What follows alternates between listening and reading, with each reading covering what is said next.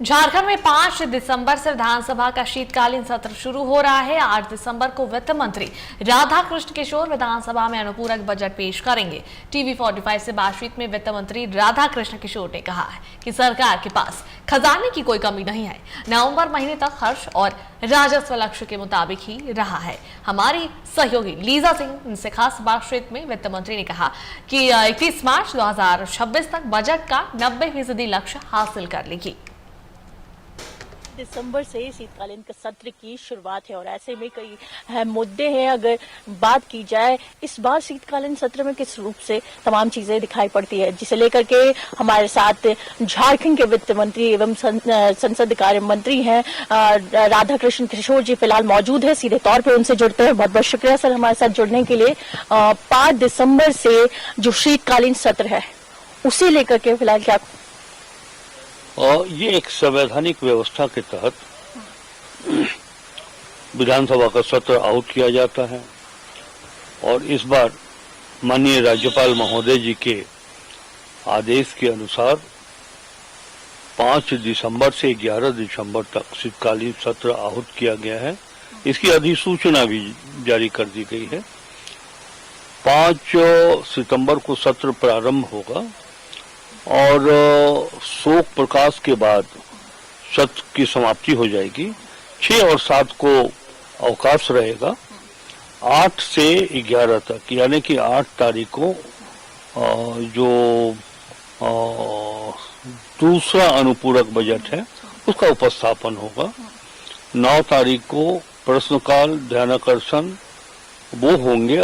यदि सरकार का कोई विधेयक होगा तो उसे लाया जाएगा। गैर सरकारी संकल्प लिए जाएंगे। तो ये प्रक्रिया जो सत्र की है वो 8, 9, 10, 11 4 दिनों का होगा।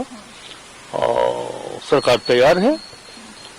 हम जो उपस्थापन करेंगे सेकेंड सप्लीमेंट्री बजट का और उस पर जो डिबेट होगा, जो आशंकाएं होगी, जो आपत्तियां होंगी प्रतिपक्ष की, उसका हम उत्तर करेंगे, संतोषजनक उत्तर करेंगे। बजट में इस बार क्या कुछ और? देखिए ये अनुपूरक बजट है। अनुपूरक बजट में जब ये विधानसभा पटल पर ले जब तक नहीं होता है तब तक इस संदर्भ में सार्वजनिक करना ये उचित नहीं होगा, किया भी नहीं जा सकता है। लेकिन जाहिर सी बात है कि हमारा जो मूल बजट है 25-26 वित्तीय वर्ष का 1,45,400 करोड़ रुपए का, उस पर कोई बजट का आकार नहीं बढ़ेगा। कोई ऐसे विभाग जो खर्च नहीं कर पा रहे हों, अब हमारे पास 4 महीना शेष है 31 मार्च तक के पहले, जो विभाग पैसा खर्च करने की स्थिति में नहीं हो तो वो अपनी राशि प्रत्यार्पण करें ताकि हम दूसरे विभाग को वो राशि दे सकते हैं।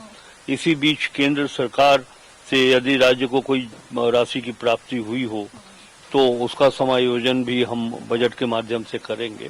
मूल विषय यही है। अगर विभागों की बात की जाए, तमाम जो जगह है, कई जो योजना है, उन तमाम चीजों पे कहीं ना कहीं जो वित्त चीजें दिखाई पड़ती है और ऐसे में जहां एक तरफ कहा जा रहा है कि सरकार के पास बिल्कुल फंड नहीं दिखाई पड़ता है, ये चीजें बीजेपी लगातार कह रही है। तो 5 तारीख से शीतकालीन सत्र प्रारंभ हो रहा है। अनुपूरक बजट भी है और मैं अनुरोध करूंगा प्रतिपक्ष से, विशेषकर भारतीय जनता पार्टी से, कि उनके मन में जो आशंकाएं हैं कि खजाना है सरकार के पास कि नहीं है वो उठाएं। मैं वहां उत्तर कर दूंगा, बताऊंगा उनको। अगर टारगेट की बात की जाए तो टारगेट को कैसे मीट करेंगे, क्योंकि जो टारगेट्स होते हैं कहीं ना कहीं उसे मीट करने के लिए क्या कुछ? देखिए टारगेट का 2 लक्ष्य होता है।